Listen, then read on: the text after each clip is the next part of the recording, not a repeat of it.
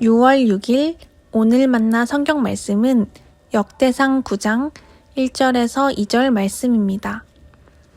이와 같이 온 이스라엘이 족보에 오르고 이스라엘 열왕기에 기록되었다. 유다는 배신하였으므로 바빌론으로 사로잡혀갔는데 맨 처음으로 자기들의 성읍 소유지에 돌아와서 살림을 시작한 사람들은 이스라엘 사람과 제사장과 레위 사람과 성전 막일꾼들이다. 아멘. 오늘 만나러 만나주시는 하나님을 기대합니다. 오늘 우리는 역대상에 나오는 긴 족보의 마지막 장 9장에 이르렀습니다. 역대기는 바벨론 포로에서 돌아온 이스라엘 백성들을 위해 기록된 책입니다. 하나님께서는 이 책을 통해 이스라엘 백성들에게 다시 한번 너희는 누구인가를 묻고 계시죠. 그리고 그 답을 족보라는 형식 안에서 찾을 수 있습니다.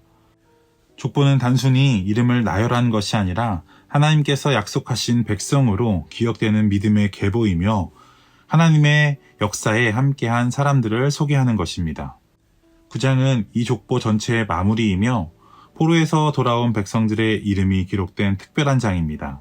특히 1절과 2절은 포로에서 돌아온 자들의 정체성과 방향성을 보여주는 매우 중요한 구절입니다. 먼저 1절 말씀입니다. 이와 같이 온 이스라엘이 족보에 오르고 이스라엘 열왕기에 기록되었다. 유다는 배신하였으므로 바빌론으로 사로잡혀갔다. 하나님께서는 분명하게 말씀하십니다. 유다가 바벨론 포로로 끌려간 이유는 힘이 없어서가 아니라 하나님을 배신했기 때문이라고 말입니다. 개역개정 성경에서는 범죄하였으므로 라고 표현합니다.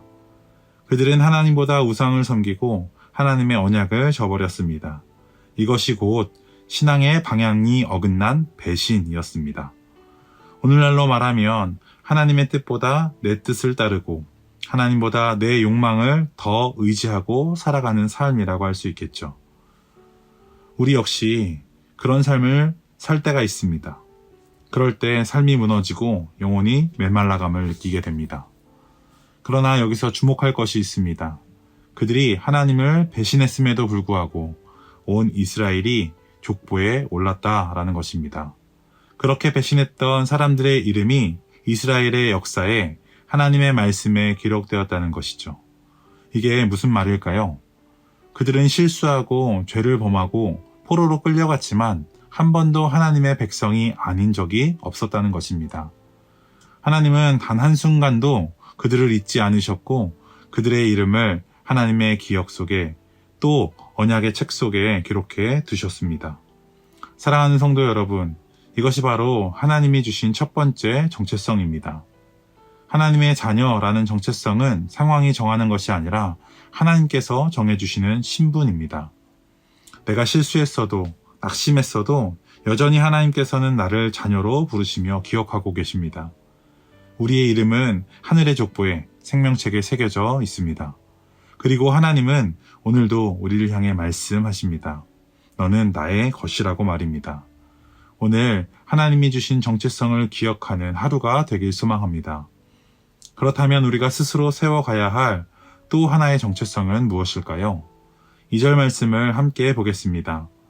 맨 처음으로 자기들의 성읍 소유지에 돌아와서 살림을 시작한 사람들은 이스라엘 사람과 제사장과 레위 사람과 성전 막 일꾼들이다. 여기에는 놀라운 장면이 담겨 있습니다. 포로에서 돌아온 이들 중 가장 먼저 예루살렘으로 돌아온 사람들이 제사장, 레위인, 성전 일꾼들이었다라는 것입니다. 그들은 원래 자기가 살던 고향으로 돌아갈 수 있었습니다. 제사장과 레위인들은 여러 지역에 흩어져 살던 사람들이었기 때문입니다. 하지만 그들은 예루살렘으로 왔습니다. 왜입니까? 그들은 포로의 고통 속에서 뼈저리게 깨달았습니다. 우리 민족이 왜 무너졌는지, 왜 짓밟혔는지를 말입니다. 그 답은 하나님을 떠났기 때문입니다. 그래서 그들은 삶의 기반을 다시 세우기 전에 하나님과의 관계부터 회복하기 위해 예루살렘으로 돌아온 것입니다. 그런데 더욱 놀라운 것은 그 누구도 그들에게 예루살렘으로 가라고 명령하지 않았다는 것입니다. 그들은 자발적으로 스스로 예배의 자리로 나아왔습니다. 여기서 우리는 두 번째 정체성을 발견합니다. 바로 예배자라는 정체성입니다. 예배자는 단순히 주일에 예배당에 앉아있는 사람이 아닙니다. 하나님과의 올바른 관계를 위해 자발적으로 반응하는 사람, 하나님 앞에 서기를 기뻐하는 사람, 하나님을 사랑하기에 예배의 자리를 소중히 여기는 사람, 이런 자가 진짜 예배자입니다. 사랑하는 높은 뜻 성도 여러분, 예배자의 정체성은 신앙의 연수가 쌓인다고 저절로 생기지 않습니다. 자발적인 믿음의 반응이 있을 때에 그 안에서 예배자로 세워지는 것입니다. 예배자는 누구의 강요가 아니라 내 안에 솟아나는 갈망으로 하나님 앞에 나아오는 사람입니다. 오늘 말씀을 통해 우리는 두 가지 귀한 정체성을 마음에 새겨야 합니다. 첫째, 우리는 하나님께서 사랑으로 불러주신 자녀입니다. 세상의 어떤 조건이 아닌 하나님의 은혜로 택함받은 존재입니다. 그리고 둘째, 우리는 자발적으로 하나님 앞에 나아가는 예배자입니다. 억지로가 아니라 사랑에 이끌려 하나님을 예배하는 사람, 그분 앞에 기쁨으로 서는 존재입니다. 이 두 정체성을 붙들고 살아가는 것이 하나님의 백성된 우리의 삶의 방향이어야 합니다.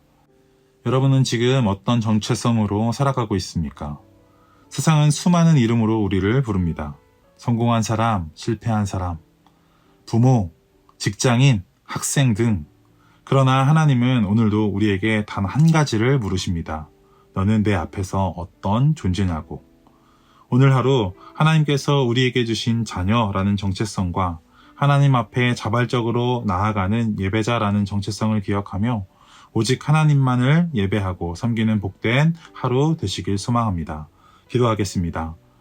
하나님 아버지, 우리를 하나님의 자녀로 불러주시고 그 이름을 잊지 않으시며 족보에 기록하신 은혜에 감사드립니다.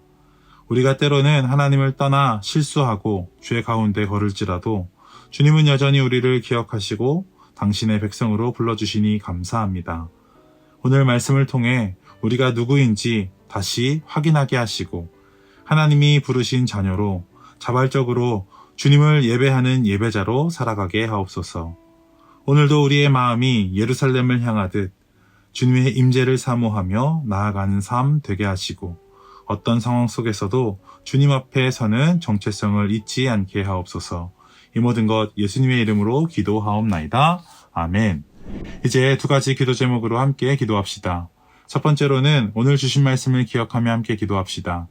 하나님께서 우리에게 주신 자녀라는 정체성과 우리가 세워가야 할 예배자의 정체성을 가지고 믿음의 삶 살게 하옵소서. 두 번째로는 우리 교회를 위해 함께 기도합시다. 담임 목사님의 이임과 제2대 담임 목사님의 청빙의 모든 과정이 하나님의 뜻 안에서 순적하게 진행되게 하시고 이 과정을 통해 우리 교회의 주인이 하나님임을 고백하는 높은 뜻 광성교회 되게 하옵소서. 이 기도 제목으로 기도하신 후에 개인 기도하시겠습니다.